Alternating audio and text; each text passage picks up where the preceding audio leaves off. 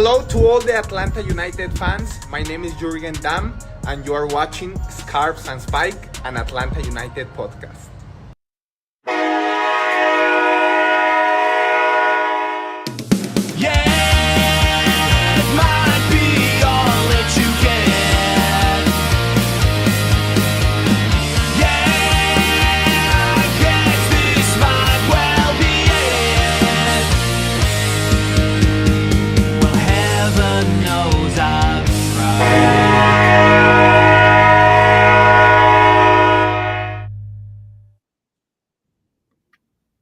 Scarves and Spikes, the gang's all here as guys, it's been a while. Sydney, Henry, Tommy, Tyler, all together again. Wait, who's this guy on the bottom left? I don't recognize him.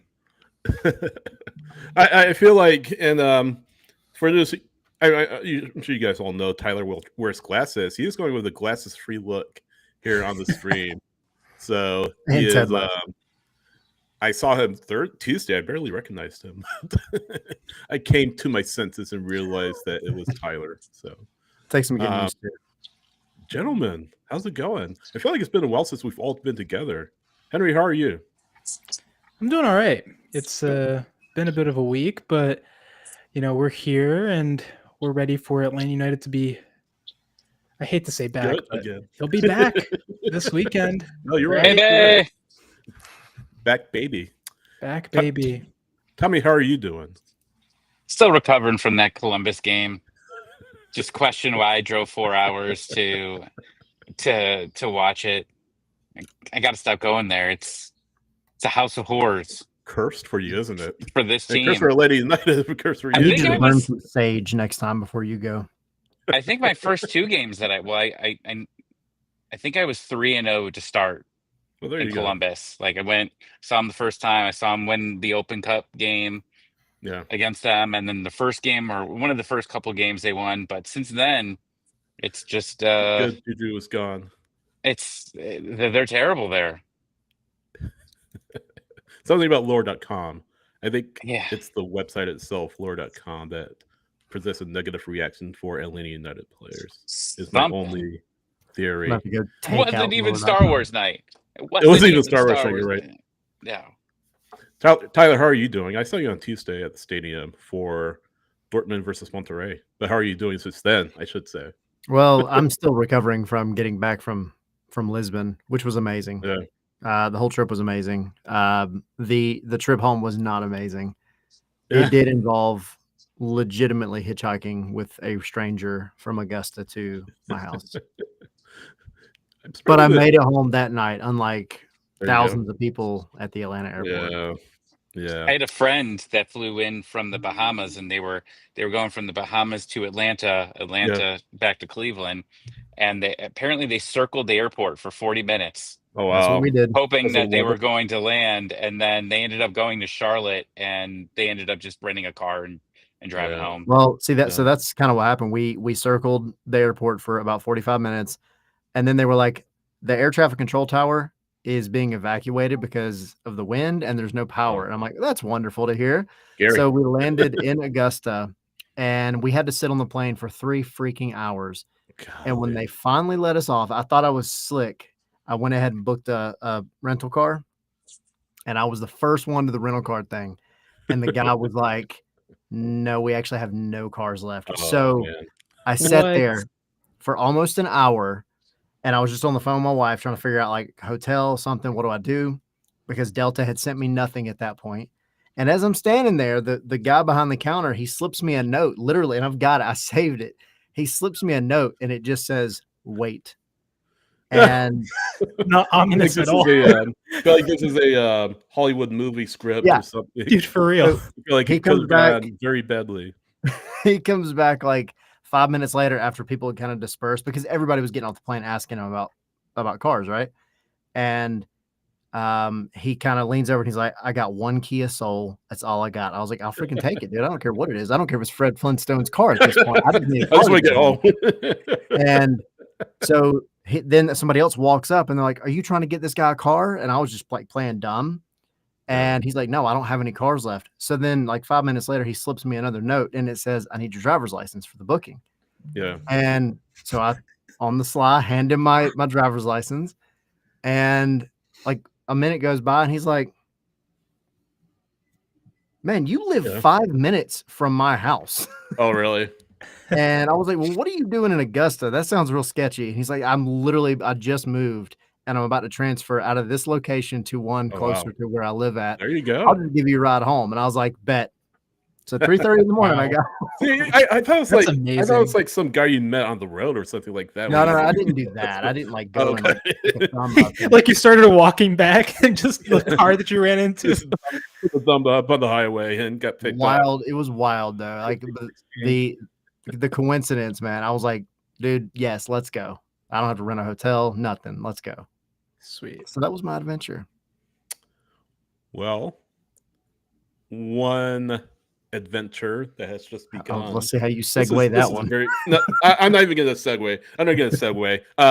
Enea Mihaj signing for Atlanta United on a free transfer, 2028 through 2028, with an option for 2029.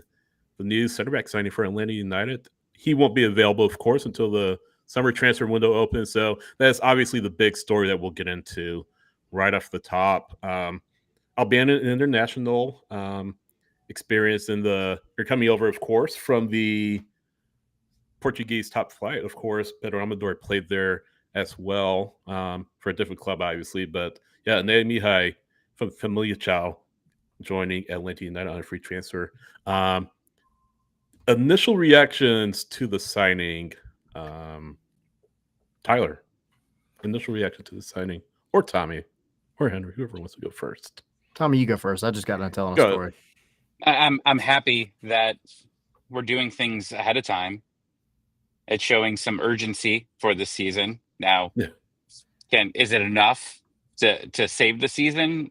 I mean, one player is not going to do it, but we've talked about this for a while, and we were talking about this on the Sunday Reaction show. You have so many spots that are going to be open next season, and to bring in 6-7 players in one window is extremely hard to do. So them being able to get someone here that you know is going to play next season, it's not just an emergency signing to save this year, it's long term.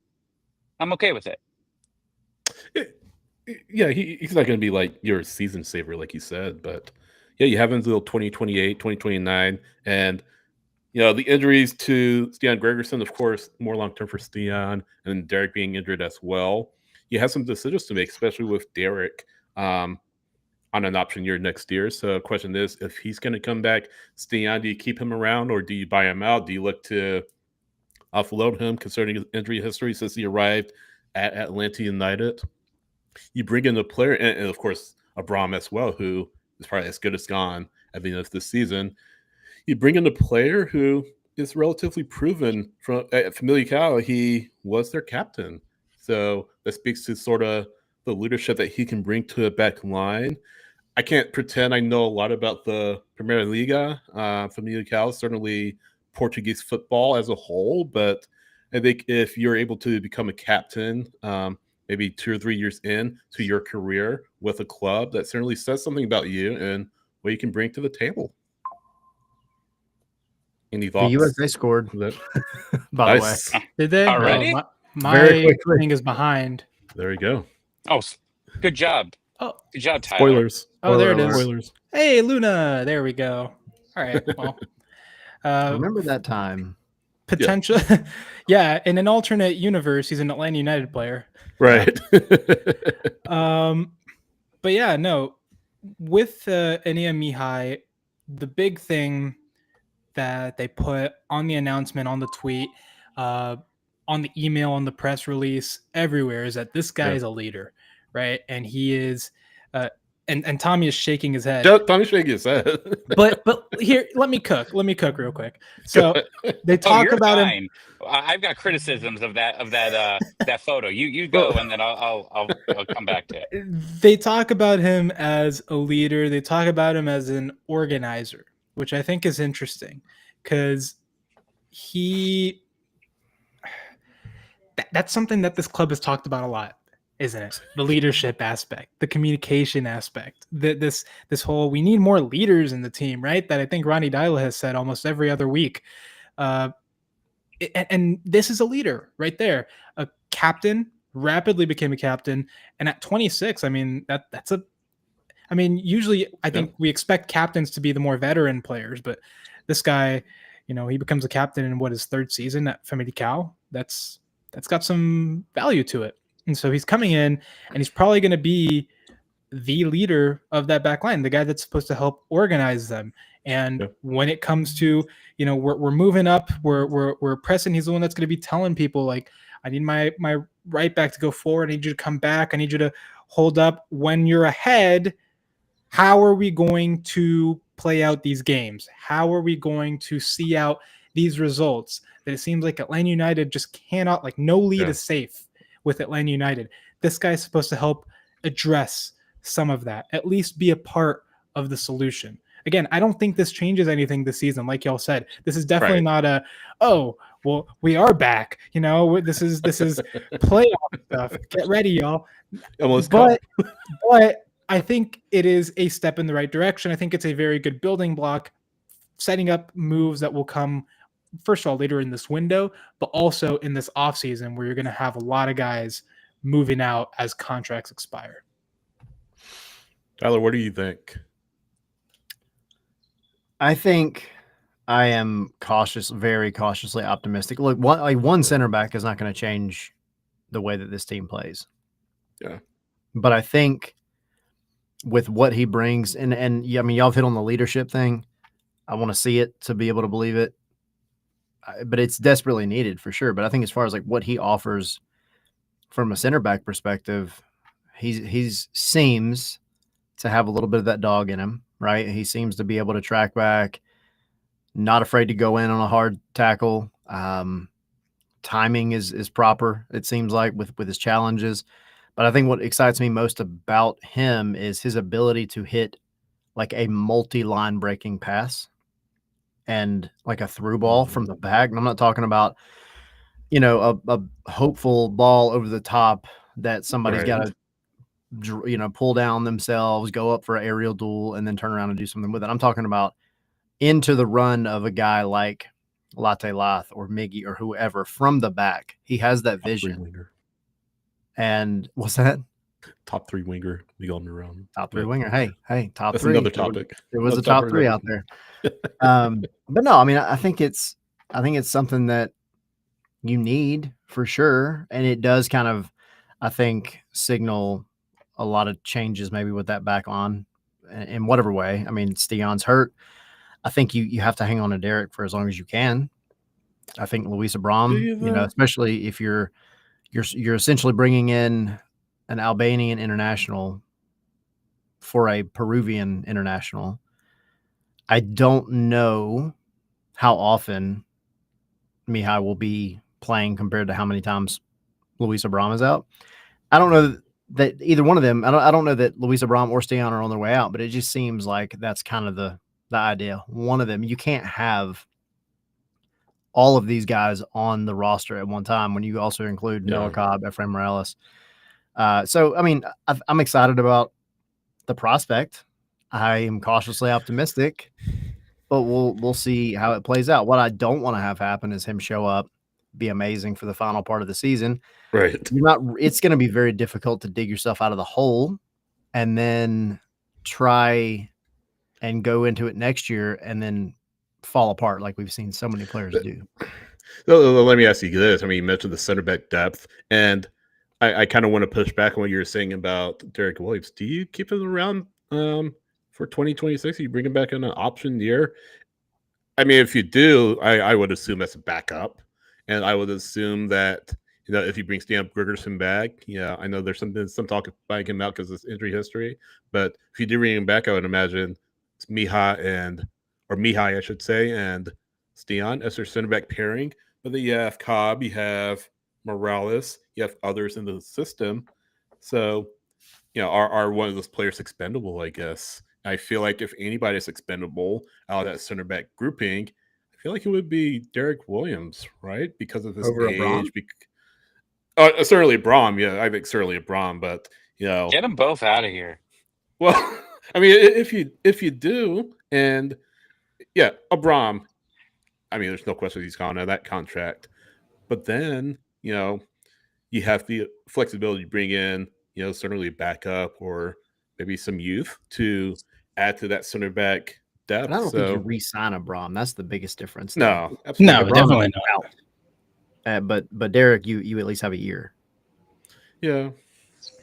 I think my question though is, consider the young center backs you have on the roster. Consider Noah Cobb. Consider Efrain Morales, and whether you want to the delicate balance of having your strongest first team possible in terms of center backs, but also trying to not block their development and the minutes that they're getting, because you want them eventually. The idea is for Noah Cobb and Efrain Morales, or at least one of them, to someday be the actual guy, the starters for this team. And we've talked about it a lot. When I talked with Matt Lowry, when I talked with Noah for an article I did on him, like, they see him as a future captain, and that means that he is going to have to be a starter at some point. Obviously not today or tomorrow, but at some point in the future. And February 28th, 2026. The thing is, if you keep putting people in front of them, they're not going to get the minutes that they need to develop. So I'm interested to see where they go with that.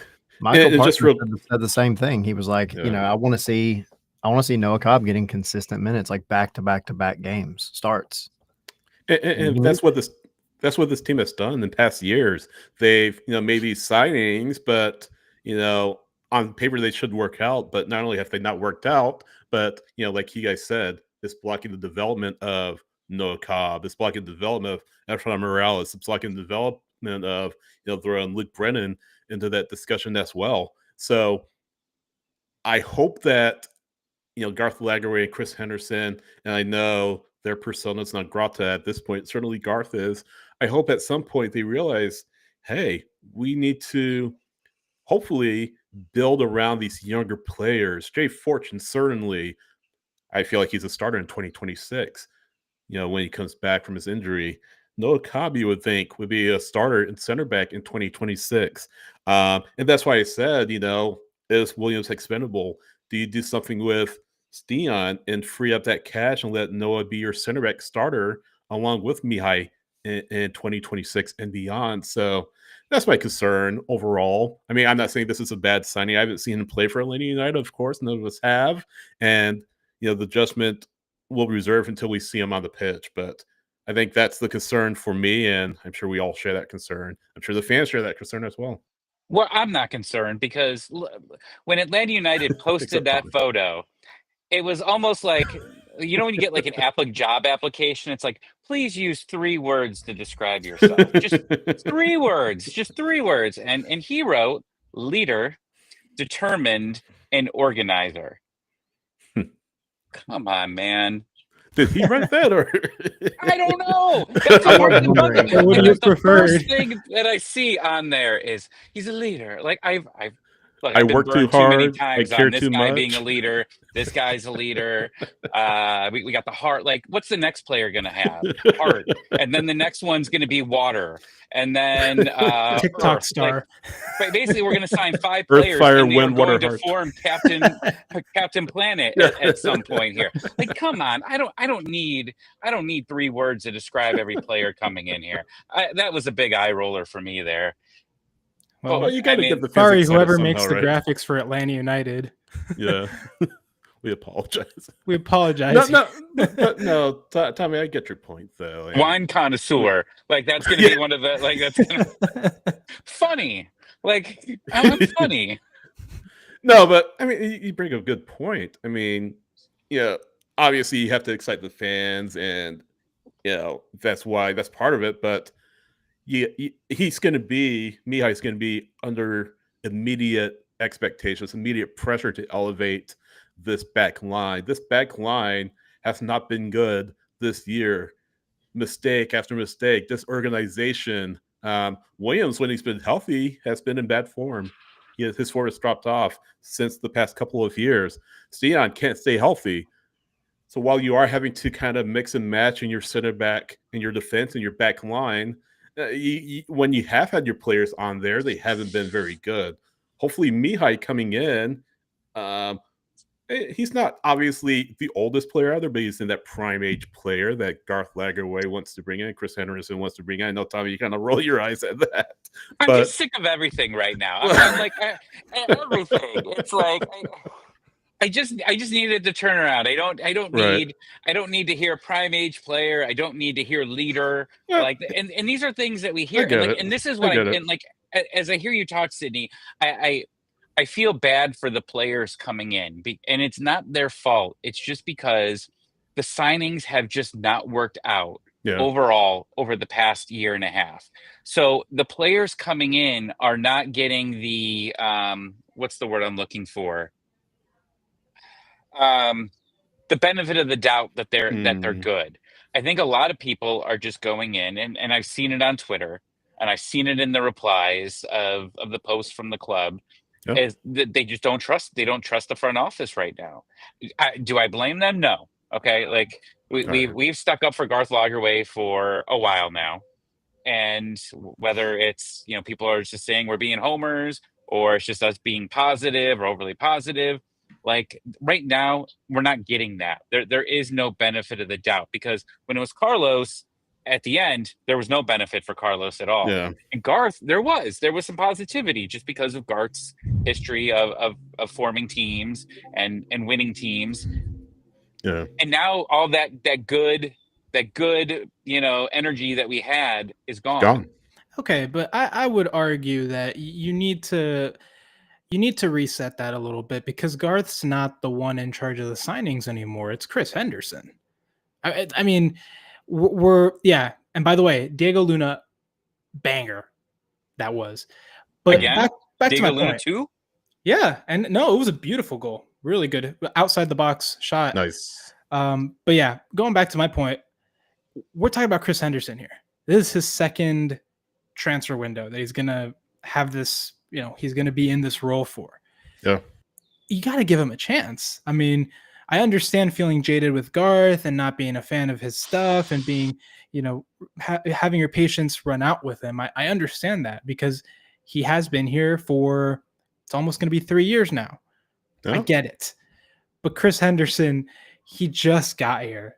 This is his second transfer window, and he's done this at several other clubs. He's look what the work that he did at Seattle. Look at the work that he did with Miami. He is a guy that knows this league very, very well. Yeah. And I know that people are like, well, the same things are said about Garth, but it's different. Yeah. Give him some time. Give him a chance. Let Henderson cook. I think Mihaj is an interesting guy because of the skill set that he has. And if you've watched his highlights, you see that he is a ball-playing center back, a guy that, he has the defensive part down. He's very committed, but he plays very accurate long balls, and his distribution is good. He passes out well from the back. Yeah. That's something that this team really needs. And so I feel good about the signing. Yeah. And I think that Chris Henderson is doing some of the right things. We just have to give him some time. And no one wants to hear that, but we need to give him time to cook. Well, on that point, I think, yes, patience is very thin, and rightfully so. But I think it is a step in the right direction. I think, Tommy, you said it earlier, but the fact that it's 3 weeks, a little over 3 weeks before the transfer window actually even starts, and you're already making moves. That's a step in the right direction. That makes me happy, and I'm all about whoever you can bring in. As soon as you can bring them in so that you can get the paperwork squared away. B, so you got to start figuring this culture out ASAP. Get it right. And it might not be enough to save the season, but the culture that is there now, it needs to be reset like yesterday. And to get it ready for like January of next year. Leadership, culture. That's my MLS. Come on, man. MLS Best 11 2026. Yes or no? No. Yes. No. I just want the team to be in contention for something besides the wooden spoon. Exactly. Oh my gosh. I agree. I'm sorry. I just saw Patrick Agyemang potentially have the worst miss ever. Oh, Sorry. it's okay. Struggling. I'm sure MLS Moves is around here somewhere. Yeah. tweeting about that. I know. Guys, scarfsandspikes.com is where you can find all our coverage related to Atlanta United. Did you know that? I might have heard of that. I read it on a bathroom wall, but there were a lot of other weird stuff on that wall. So You gotta be careful in this bathroom still, Tommy. it was a truck stop. You can't trust those bathroom walls. Yeah, no doubt. But yeah, scarfsandspikes.com is where you can find all of our coverage related to Atlanta United. Of course, Atlanta plays DC United, so we'll be talking about that. Of course, the Mihaj signing, we'll be diving into that a little bit more. It has a link to our store, so get yourself a t-shirt, a hat. I was gonna say coffee mug, but it's like 1,000 degrees outside in Georgia. It doesn't matter. We're drinking out of one right now. Still get a coffee mug if you want. Put a cold drink in there. Yeah, shot glasses. Coffee. Yeah, there you go. All that good stuff. Patreon.com/Scarves and Spikes, or for $1, starting at $1.17 per month, you can get advantage, get access to our Discord, bonus content, all that good stuff for our Patreon subscribers. And by the way, thanks for those who are supporting us on Patreon, and also social media. So search Scars and Spikes on every social media platform: X, Blue Sky, Threads, and Instagram, Facebook. And if you're listening via podcast on Apple Podcasts, Spotify, or iHeart, leave a like, leave a review. Let us know what you think of the show. That definitely helps us move up the algorithms, move up in the searches. So we definitely appreciate that in advance. And also, if you don't already like and subscribe our content on YouTube. I think that's it for the promos. Did I miss anything? No, I think that was it. You know, I'm upset. I'm real upset. This happened on Wednesday. I was driving to. Oh, you're about to get the yellow card, sir. Driving to Columbus, doing my best to not play Pokemon and Go on the freeway, and my phone's just buzzing. Don't recommend. And didn't realize that the salary guide came out. And when I park, the first thing I see is Miguel Almiron is a top 3 paid player. Told you. Top 3. Top 3. I read on another bathroom wall that Garth Lagerwey wanted to make him the 8th highest paid player, but his agent watched Scarves and Spikes and heard Tyler talk Miguel Almiron up so much that Miguel went to Mercedes-Benz Stadium, played our clip on the Halo board, and we had to pay him more because of you, Tyler. That's what I heard. It's a true story. Guess what? He is no longer the 4th highest paid player in MLS right now. He's now the 3rd highest paid player in MLS right now. Top 3 MLS winner. Top 3 something right now. Literally everything I said from the beginning is coming to fruition. But no, Insigne, who was second at 15.4, got bought out by TFC. But now Miguel Almiron, now the 3rd highest paid player in MLS at $7.871 million, which is, golly, that is so much money.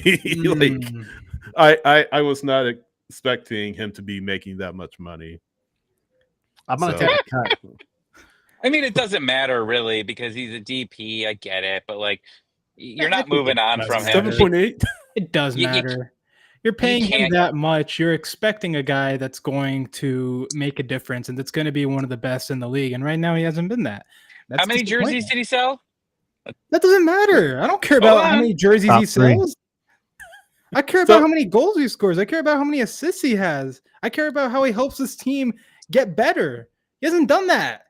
Well, we've talked about this. Was this a full Garth Lagerwey normal move? And I think a lot of people have said no, because not prime aged. Yeah. The vibes, like, do you think if he didn't play here before that they would have brought him in? No, no. I chance. don't think the answer is yes. No. And the fan base has been pretty annoyed for the past couple of years, especially last summer, when you had some people, opting out of season tickets, and you made them all a little upset by bringing in back Miguel and going, I need to get my ticket rep back on the phone. I got to get back into Mercedes-Benz Stadium here. I mean, I do think that it was partial that they brought him in because they thought he would be able to contribute. But I think a lot of it did have to do with vibes, and it worked. The vibes did work. You saw all the people you saw them at the airport waiting for him. You saw Mercedes-Benz Stadium opening night. I was there. That place was insane when they announced him, and crazy how exciting it was. But it also just didn't make sense. You had a number 10. I understand that it wasn't working out the way you had. You had a right winger with Saba. You had the data that said that he wasn't going to work on the left. And now you just got a bunch of dudes that just don't fit where you want. They want to fit where you want them to fit. Nobody's fitting anywhere. And that's why we're not good. Did they overpay? 100%. No. I mean, how much? You don't think Let's so, see. Tyler? One pit is hold on. How much would cost you have paid him, Tyler? $175 these days. How much There's have you not paid? there's not a dollar, man. It doesn't matter how much they paid for him. At the end of the day, no, it doesn't. It does not matter. He paid $12 million to get him back. This is Almost not $8 million. And now you're If, look, paying him a salary of what is it? Let me get the exact number for if you. Arthur Blank said, hey, here's the $7,871,000. checkbook, pay him whatever. It doesn't matter what he gets paid. Yes, it does. If you want to look at the optics, like, yeah, it looks bad, but at the end of the day, it doesn't matter. The money for that. It does matter. It does matter. I agree with you, Tyler. Like, a DP is a DP. That's a DP. Unless you can buy him down, like he's close enough to buy him down. What does it really matter? You're not selling him. It doesn't matter. You can't sell him because you locked into a fan favorite. Okay, that's just like bringing Joseph Martinez back, where everybody wanted Joseph back, and then you say, you know what? After 1 year, there was a little bit of chicken and rice on the floor again. We got to get rid of him. Like, you can't bring back a fan favorite and then just get rid of him a year later. Like, that's just not going to work. But you guys could do it. If he's not Tyler and Tommy, you think he's worth $7.8 million today? Yeah. Today. I went to look up Felipe's tweet to do it. Don't just search Felipe on Twitter. You find a bunch of naked dudes. Don't do that. I'm trying to find. I tried to look up Felipe and I didn't type his full name, and I typed in Felipe and it's just a bunch of naked guys. Anyways, but like, it doesn't matter. Like, are you going to transfer him? Well, no, but that's the question. Is he worth $7.8 million? The data's out there. The data's out there. That's what they're paying him. And yes, I know it's a DP slot, but is he worth the amount of money that he's being paid right now? Would he be worth the lowest DP amount?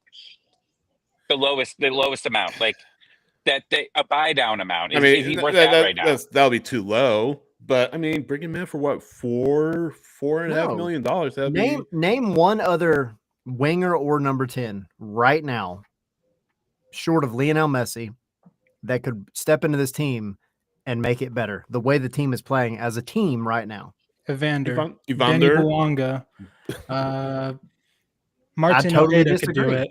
Because both of those teams actually have guys in a team that's working cohesively as a unit. Yes, but these players that I'm talking about are difference makers. Right now. Denny Bouanga has the individual brilliance that he has picked LAFC up. Yep. He's put the team on his shoulders at times and has been able to change games on his own. That's what you pay DP money for, as a player, as a game-changing player. Not just another one of the 11. My thing, yeah, exactly. Miggy has not had that impact. But could you imagine if this team had gone and instead of Alexei Miranchuk or instead of Miggy, you have Evander. Instead of Miggy, you have Denny Bouanga. I think you have a better team overall.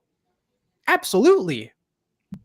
I don't think it's one guy that changes this. I don't think Denny Bouanga changes it. I don't think Evander changes it. I don't think anybody. He'll make the team better. They'll make this team better at least. I mean, I don't think so. Look at what Evander's doing. Look at what Evander's doing in Cincinnati. Look at what he has a Bouanga's doing team around in him the that's competent. And I mean, so does Denny Bouanga, even in the rough times. Denny Bouanga had Olivier Giroud as a striker, bro. Exactly. Let's start we saw how there. that turned out. Olivier Giroud, who is now a free, well, actually not even a free agent. Isn't Lille? He's with Lille now. But he got moved on after a year because they realized this is not what we expected. We had him on DP slot. We had a different vision for him. That didn't turn out. So it's time to move on from him. And I think, first of all, it takes guts. First of all, it takes guts to admit that you're wrong, that didn't work out, and that you need to try something different. Atlanta United hasn't done that.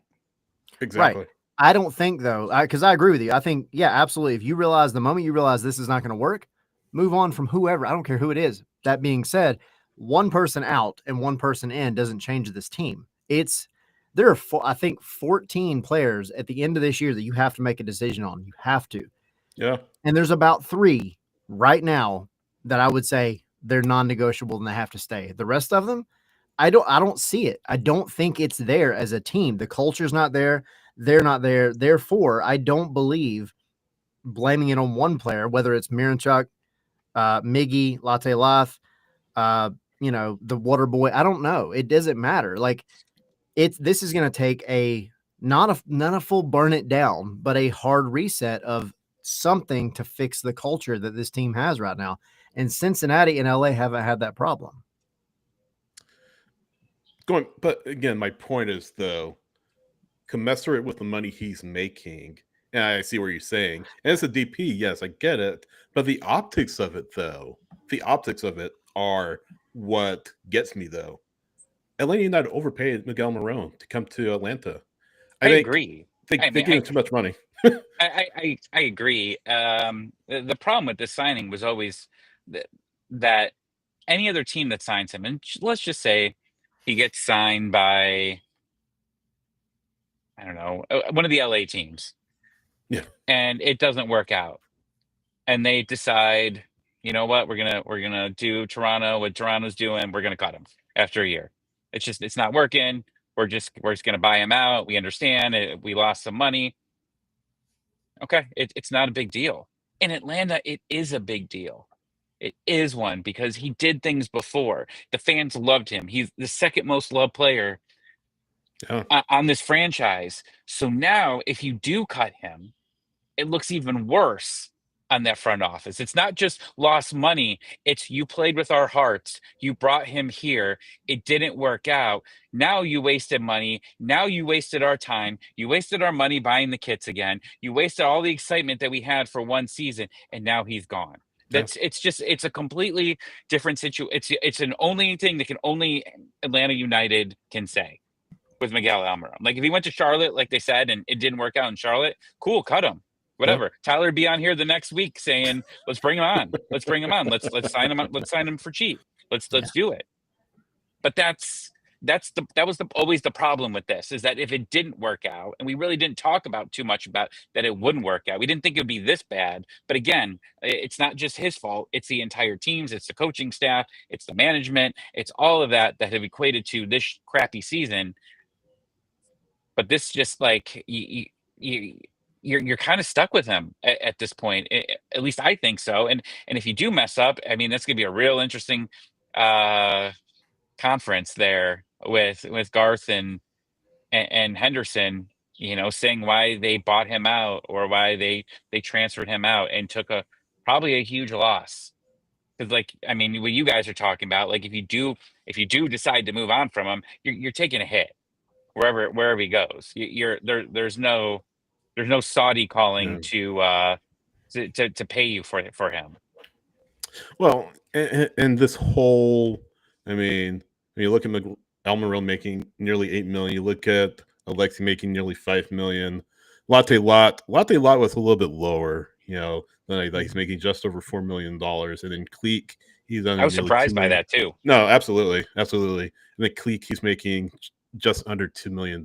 That's I assume that's that's the leftover contract that he has with DC United, and then he's out of contract after the end of this year. But I mean, it just goes to show that it doesn't matter how much money you spend, if the talent doesn't gel, I mean, you're in trouble. And I think Atlanta United, that speaks to the hubris that this club has had. And Tyler, you mentioned the culture. That speaks to the culture of this club that has prevailed for so many years. Like, we're Atlanta United, and it's just a sense of entitlement that we can just spend X amount of money, we can outspend the other clubs, and that automatically means we'll be good. And it doesn't work like that. Philadelphia Union, I mean, we're all talking about them before the season, right? They were sort of a laughing stock because of how little money they were paying, and very much they ran after Jim Curtin because he kind of pushed back and said, "Hey, we got to spend more money," and he was the sacrificial lamb for the Philadelphia Union after missing the playoffs. They're supportership leaders with Bradley Carnell, and they've not spent as much money as other teams in the league. They've developed from their academy. Is that a model that works everywhere? Absolutely not. Just like the model to outspend teams around the league isn't a sustainable model. If it was, everybody would do it. If it was easy, every single team in the league would be paying as much as the Atlanta United were. It just doesn't work that way. You have to have good scouting. You have to have good analytics, talent identification, have to have good management, good judgment, all of that stuff. And you haven't had that with Atlanta United. All of that has not aligned for this team over the past few years. And yeah, we can argue about Almiron all day, but just the overall mindset of this club and this front office that is still kind of lingering is, hey, we can just stroke a check and we'll be done. We'll be good. It doesn't work that way. And it's really come to bite Atlanta United. It has over the past few years. Well, I agree with you. I mean, you've seen the tweets over the past since the messy disaster of Mercedes-Benz Stadium version 2.0 there of them getting wrecked. All you've seen are tweets about, oh, MLS, should they add more DPs? Should they do all of this? But you look at Vancouver, you look at Philadelphia, that aren't the biggest spenders, and they are winning. Okay, the highest spenders aren't always winning here. So go give Atlanta United 3 more DP space or DP spots. But if they don't get the right players to fit what they want to do, you don't get the right coach to put them into the right positions that they need to be, it doesn't matter how much money that you have. Manchester United has been a significant spender. And what do they have to show for it? Nothing. Yeah. Absolutely nothing. And you could use all the words that Tyler was saying that I was throwing up at: culture, leadership. I mean, it's the same thing. Like, there are just teams out there that just don't have all of it together, their shit together to make it work. And a lot of that has to do with Ronnie as well. You've got to be able to set these guys up in the position that sets them up for the most. But then it's up to Garth to get the right players to put into this lineup that Garth would like, or that Ronnie would like to do. And that's a problem. Like, that's why I keep saying, like, there's not one person at fault here. And you see on Twitter, it's like there's very rare groups that are just blaming, not blaming at all. They're just blaming one. It's the players. No, it's the coach. No, it's the front office. It's really all of it. And that's the problem. I personally just think that they need a better PowerPoint for when you come in on your first day. Like, if to show you what your culture is here, watch this 10-minute PowerPoint. They watch that PowerPoint. If you get someone better, you're all squared away. Look, I am very good at PowerPoint. Like, I can make all the explosions happen, when it goes from slide to slide. Atlanta United, bring me on. If the culture improves after my PowerPoint, I fixed it. I fixed Atlanta United. So all they need is just a PowerPoint. What if they don't use PowerPoint? What if they use Keynote? Oh, then get them the hell out of here. Get them out of here. Get them the hell out. Right now they're using flashcards, so anything's an improvement. I guess any other surprises for you guys from the salary guide? I mean, pretty much everything. I mean, I don't want to say it stayed the same, but there's some little tweaks there. I think Guzan, in the last year of his contract, is making less than he made last year. So him and several other players are making less money. Any other quick surprises that stood out to you guys? Not really. I think it just, I mean, I was comparing that to, the roster and looking at like contracts, how much longer that they have there. I do I'm cautiously excited to see what happens this summer. And you've already got one signing that's going in, into the next year bucket for me. Yeah. But I am cautiously excited about how much turnover that this team has to do in the next season and the spots that they have. And knowing that you likely have 3 U22 spots. U22 spots, U22 spots. Garth Lagerway, if you're listening, we have 2 U22 roster spots. We have one that's probably opening. If you haven't seen Mosquera's Twitter, he wants to go. So we're going to have 3 next year. Allegedly. We're going to have 3, and I'm really I really just hope in the next couple of weeks we get rumored to a U22. You need risky, you have the but... you is it risky because you have these spots, you have you're a team that has the money to spend. You're not pinching your pennies here. So that's how I feel. You need to be able to throw some stuff in there. Like right now, you do not have a legitimate left winger. You don't have anyone to put over there. Yeah. So why don't you see if there's one there that you could bring a U22 and give him some time out there and see if he could be a guy. Like other teams are doing or this. Number 10. Yeah. I mean, that midfield is going to need complete rebuilding, and that's what that Columbus game showed me. Like, it's just the midfield was just completely lost in that game, and you've got to be able to fix that midfield. And a couple of these guys could be gone. I mean, you definitely know Click's going to be gone. What's going to happen with Muyumba here? Is he going to be able to get healthy here? Can he continue to do what he did prior to the injury? There's a lot of questions, but you need to rebuild your midfield this summer and in the winter. You need to get a left wing. You're already working on the center back situation. Is Brooks Lennon going to stay? Has he sold his headphones on Facebook Marketplace? Like, these are all the things that we're going to keep asking ourselves all the way till the end of the year. That's where I would love, not Facebook Marketplace, but that's where I would love to see Atlanta United actually take some real risks is on the U22 spots, because inherently they are risky. But going back to my point earlier, money, that's not my money. Money is not as much of a concern for Atlanta United as it is for other teams. It's just not.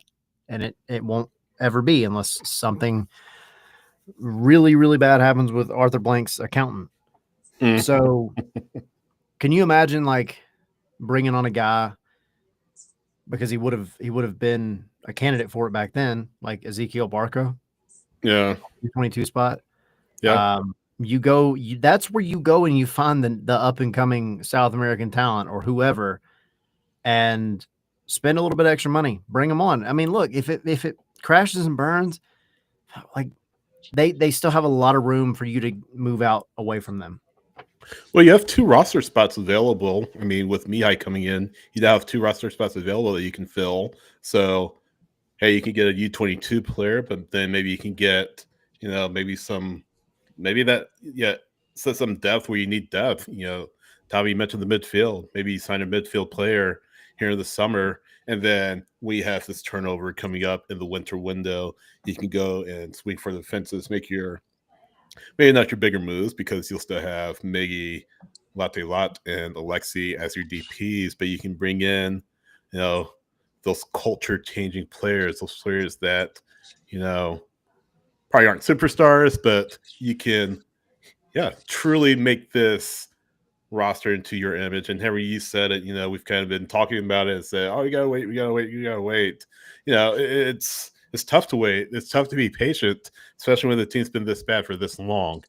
But, you have some decisions to make, and you got to make the right ones. Mihaj, you can't miss a Mihaj. That's a critical position at center back. Whoever else you bring in in the summer, U22 or another 10 player, you can't miss on that. The runway is short. You're out of space. Show what you can do if you're the front office and get this team back in the right direction. Yeah, and I would like to see them sign at least one U22 this window, because you do have the slot open, and I get that there's a risk, but I think at this point in the season, you could take a risk, can't you? I mean, how much lower can you go? Yeah. You've got the money, You you've need got to the at this roster point. slots. Surely by now you have some data already. Surely by now Chris Henderson and his newly built data team, because it's recently been expanded. It is 3 people now. I've been saying this for a while, Yeah. but 3 people now. That is much bigger than it has been for the past few windows. You have to be able to hit on some guys. And look, I mean, certainly, I mean, if LAFC can get David Martinez and if Inter Miami can get Velasco Segovia, you can get someone with quality, surely, with the money that you can offer to pay these folks. Because remember, U22, the big advantage of those slots is that they allow you to pay more for these guys without too much of a budget charge.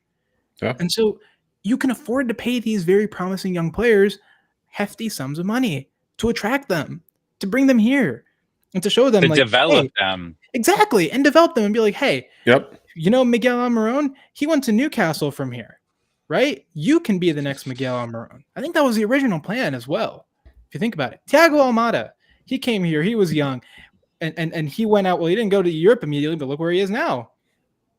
Yeah. I mean, that's kind of the idea. He's on a road trip at the moment. Right. Yeah, he's figuring out his next steps because stuff happened over in Leon, but it was a success for him. exactly, and Yeah. and that's what Atlanta United needs to do. And so again, surely this team can do it and can get a player of that quality, just as long as you're smart with the signing. Like, here's the thing, Edwin Mosquera, right? Love his vibes and everything, but when Atlanta signed him, he had not scored a goal in his professional career. As a winger, that is a massive red flag.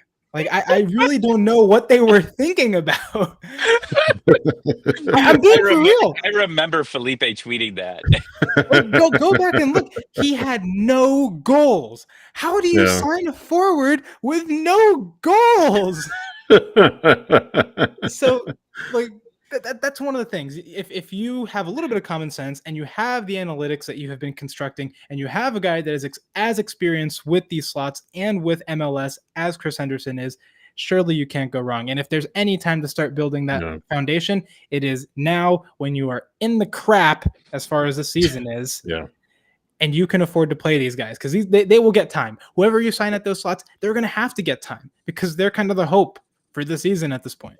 And I just want to see, with the signings over the next 2 windows, because I'm not writing off the season yet because it's MLS and anything's possible, but like, the hole is massive. Sure. I think what I want to see though is an identity. You know, we go back to Mihaj, and like, look, you brought in Miggy, you brought in Latte Loth, you have Saba, and you have speed up front. I go back and watch Borussia Dortmund's second goal last night. And that is exactly how Atlanta United should be playing. Yeah. It's, turnover, 1v1, they win the ball back, immediately picks his head Race up. down the pitch, And sends it forward, breaks all the lines. In this case, it would be Saba, gets on the end of it, takes some space, waiting on his guys to come in.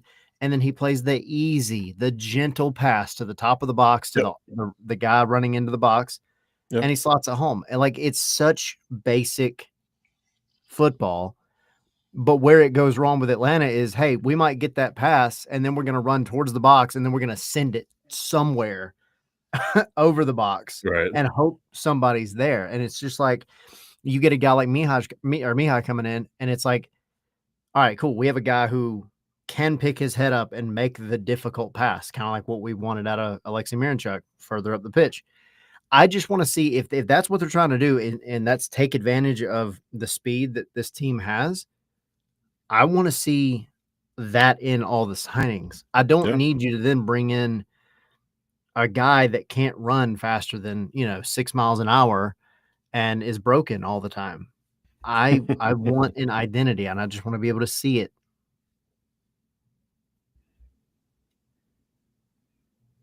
I get off my soapbox now. Yeah. I hope it turns around, but they got a lot of work to do. Yeah. And it starts Saturday with GC. Yeah. Is that a segue? My computer's got 8% left, so yeah, maybe. You segueing? You segueing out. You segueing out? when I disappear, well, goodbye. Wait, what's your prediction, real quick, for Saturday? I did watch. I watched a lot of MLS on Saturday. I felt guilty not showing up on MLS Monday yesterday, but I did get an opportunity to watch some other teams, and it's actually quite sad watching other teams play, knowing how bad it is when you have to watch your team play. But I saw DC and playing against Nashville, and DC was on fresh legs where Nashville was not. DC was creating some chances, but they did not have Benteke in until a little bit later in the game. And then, he was still obviously growing back into the game, being out for that period of time. But they were still able to create chances without him. They just weren't able to finish. With that said, I do think that I assume he starts in this game. Because like us, like they need to start winning now if they want to make a move. If he starts, I think that they win 3-2. They do allow opportunities. Like Nashville had their chances. Their only goal that they scored on them was a penalty. But they had Nashville had other opportunities. They just weren't able to finish. So I think it's a high scoring game. I don't know what the over is on it. I assume it's probably 3. I would definitely take the over on that. I think it's going to be a fun game to watch at least. But I've seen Benteke take over games against Atlanta United before. Well, we'll see. Hopefully it doesn't happen again. Hopefully we don't see another Benteke hat trick. Yeah. Not if you put Efrain Morales on him. Yeah. Lock him down. Exactly.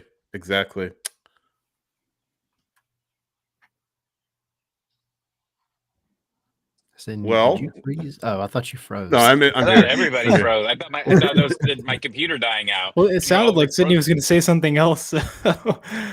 Well, no, I just sorry, I kind of lost my train of thought, but kind of talking about Saturday, one player that will be missing for DC is Gabriel Pirani.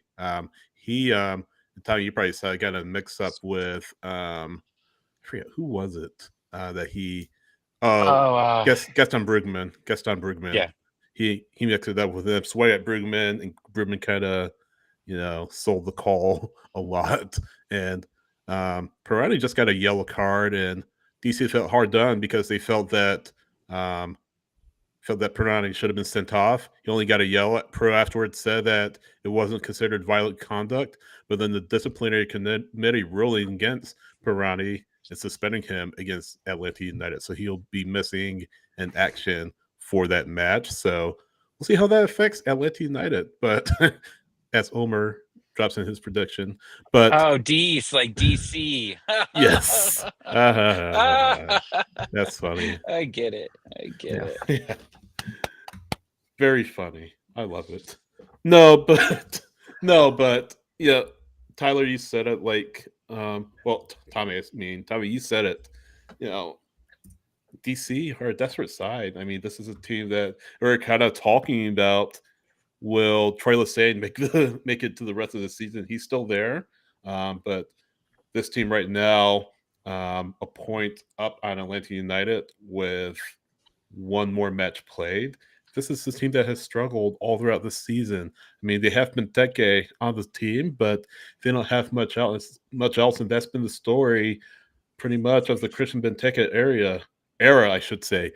Immensely talented player, one of the best strikers in the league on his day, but this team outside of him has been vastly disappointing, and they need to get things like Atlanta. They need to get things going pretty quickly, or this season will be completely flushed down the toilet. They have one DP slot left. Of course, Cleek is still in one of those DP slots, even though he was traded to Atlanta United. So they have that, and they also have a U22 player slot available. So interested to see what DC does in the summer transfer window. And Tyler, Henry, I know you have Across the Pitch coming up. maybe you can ask whoever the guest is about what he or she thinks DC's strategy will be in the summer transfer window. Do they go for it this season, or do they hedge their bets and try to maybe look ahead to 2026 and kind of hit the reset button? But yeah, two desperate teams toward the bottom of the table who really need to get things going into high gear before the season slips away for them and they reach a point of no return. Tyler, like you said, is MLS. Anything can happen.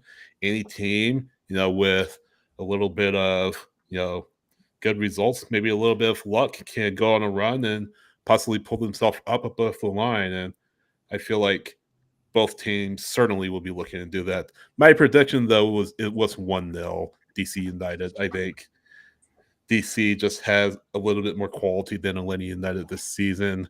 And I think Benteke does score for DC to give them the win and really somewhat of a 6-pointer at the bottom of the table of the Eastern Conference. So 1-0 DC United is my prediction. We're the only team without a road win. I didn't realize exactly. that. Exactly. New York's got one. New York, FC's got one. Well, LA Galaxy are 0-8-4 away from Carson. Oh yeah, So, I'm looking at the Eastern Conference. Sorry. Yeah. Well, yeah, but LA has won one game, so right. Yeah. At least they gave their home fans a show. Yeah, exactly. And then they said, "That's it." Yeah, that's all you get. Yeah. For new season tickets, go. Right. No, exactly. Henry, what do you got? This is a hard one because when I looked at this road stretch, this was the game that I saw, and I'm like, maybe they win this one. Like this is the most likely win that I see of the 6. And when they had that little, I guess, renaissance in the 2 home games before the away stretch, winning against Orlando, winning against Cincinnati, I was like, I was feeling good about the road stretch. I'm like, okay, you know what? I have a little bit more confidence going into things. And then it just kind of all went downhill from there. And I don't know, because DC isn't a good team. Neither really is Atlanta. And so when I look at these two teams, I see 2 very weak defenses. Atlanta has conceded, I think, 36 goals. DC has conceded 39. 2 offenses that are kind of also trying to put it together, but Atlanta has more goals. So for me, taking all that into account, thinking that this is a road game that Atlanta never wins, I am saying a 2-2 draw. I'm thinking this is just the drunk uncle game of the weekend, and I'm expecting just some stupid shenanigans to happen, and it probably just ends 2-2. Tyler? That was my guess as well, 2-2 draw. I mean, Atlanta has the firepower to actually score some goals, and DC gives them up, actually averaging 2 per game. But Atlanta typically finds a way to just give up some stupid goals, and it's away. So I think 2-2 is a safe bet, and I would love to be proven wrong in the sense that Atlanta wins, but I would love to be wrong too. You and Henry. I don't know, man. It's and just, Tommy and me. It's just so difficult. I mean, the team has not shown me anything that makes me feel like they've gotten their identity truly figured out, and that they're going to be able to go even against a team that's not great like DC as well, that they can go and assert themselves on a pitch, especially one away from home. Yeah, that's gonna be I hate to be negative, but it'd be what it be. So we go to the chat. Derek says, or Kareem says 2-0 DC. Zil says 2-0 DC. Omer already said 3-2 D's nuts. Read the whole thing. What did Omar say? 3-2 D's He nuts. said it. I already said it. It kind of Three reads times for good measure. I feel like the sentiment certainly is against Atlanta United in this match, and certainly for good reason. They, like you said, Tyler, they haven't really shown that they have the ability to win away from Mercedes-Benz Stadium. Now, could that change on Saturday? Certainly, but yeah, I'm just not very optimistic that it will. So I just hope they've been watching all the games that have been played in the bins. right. And like, look, fresh ideas. Like, for example, Don't play like Miami. do what Miami did the other night.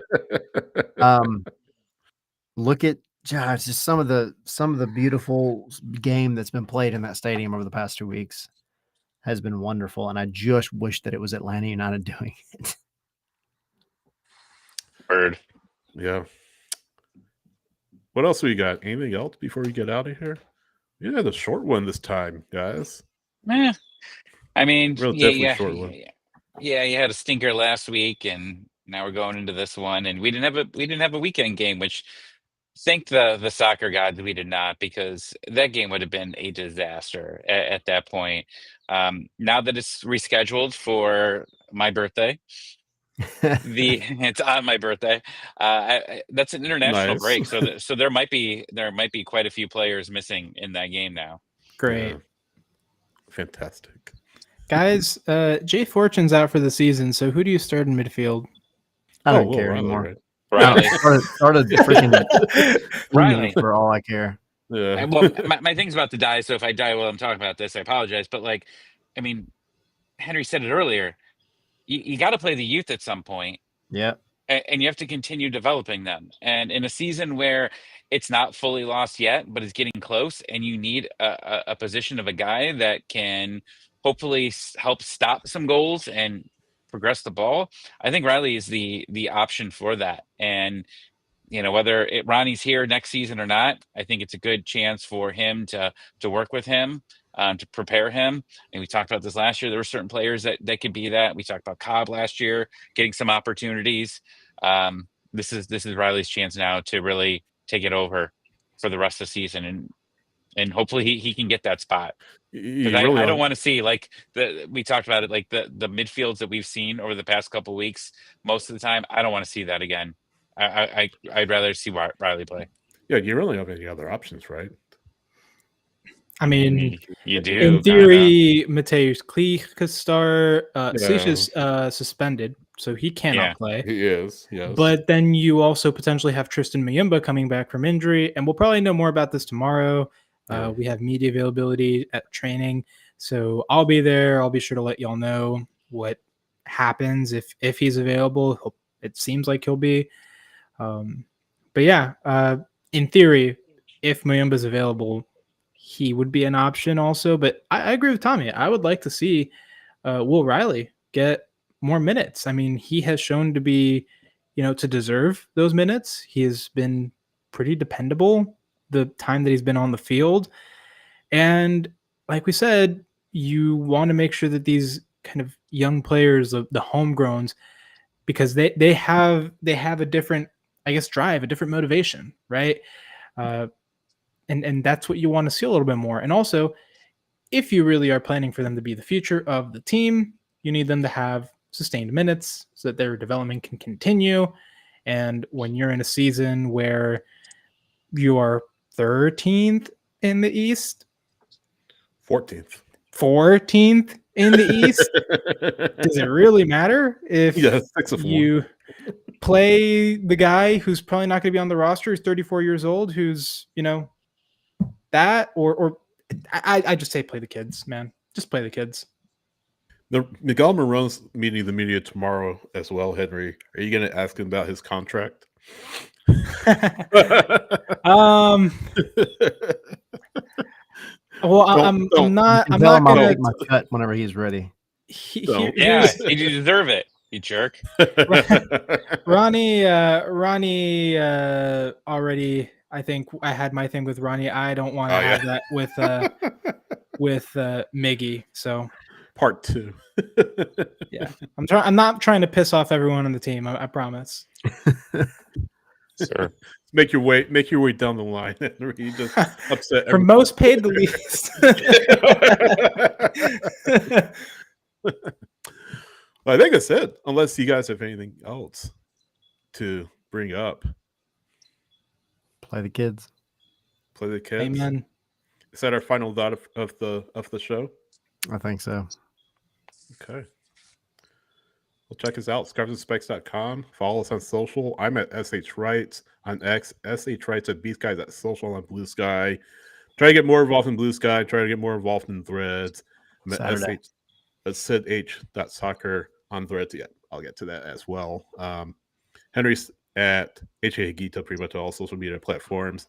Tyler's at ATL Pilgrim on all social media platforms. Tommy is at Tommy ATL 96, pretty much all social media platforms.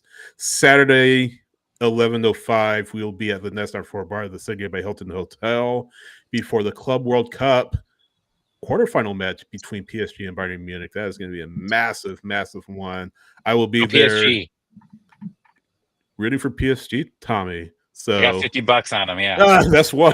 That's why. I figure there's a reason. Yeah. No, but I'll be there. Tyler will be there. I think he'll be there, right, or no? No, I will not, unfortunately. Okay. Well, I'm sure you can watch this. You'll be able to watch us online on YouTube. So we'll be streaming on YouTube. But yeah, if you're in the area, if you're going to the match, or even if you're not going to the match, join us Nest on 4 Bar inside the Signia by Hilton Atlanta for our pre-match show before PSG takes on Bayern Munich and tries to win, not only advance to the semifinal, but win Tommy some money in the process. What's the payout, by the way, Tommy? 50. Oh, $50. Okay. It was a 3-thing parlay, and I get through a bunch of just stupid ones in there. Up it, but one of it was Man City to draw or win. So that game was giving me a heart attack. Womp womp. It was just in regulation. The overtime didn't count, or that extra time. It was just the first 90. So wow, you were good. Oh yeah. Saved by the bell. Yeah, exactly. Last night, it was the Miami match. You texted me, and he was like, "Please tell me if Messi takes a shot on goal. I've got money on it. I just need him." I was like, "Oh, there you go. I don't know that it's gonna happen, man. Like, unless they back off on the other side." But and they did, and he finally got his shot, and he won his money. But it was looking a little dicey for a little bit. Happy he won. We don't want him to lose money, of course, betting. But Tommy bet responsibly. He had the dip, but I think we're done. Thanks for everyone for joining us. Yes, indeed. See y'all Saturday.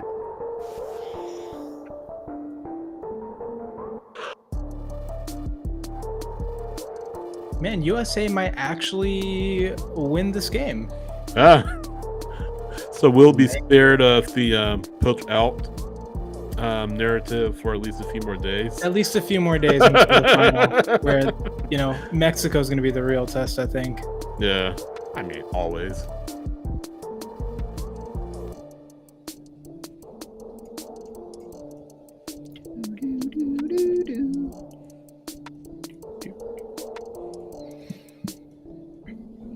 All right. Well, bye, guys. See y'all. No post-match, no post-show commentary? Nah, I don't think so. Have a wonderful Wednesday. Don't hitchhike with strangers. Yeah. Except if they live like 5 minutes from your house, I guess. Yeah. Do as I say, not as I do. Exactly.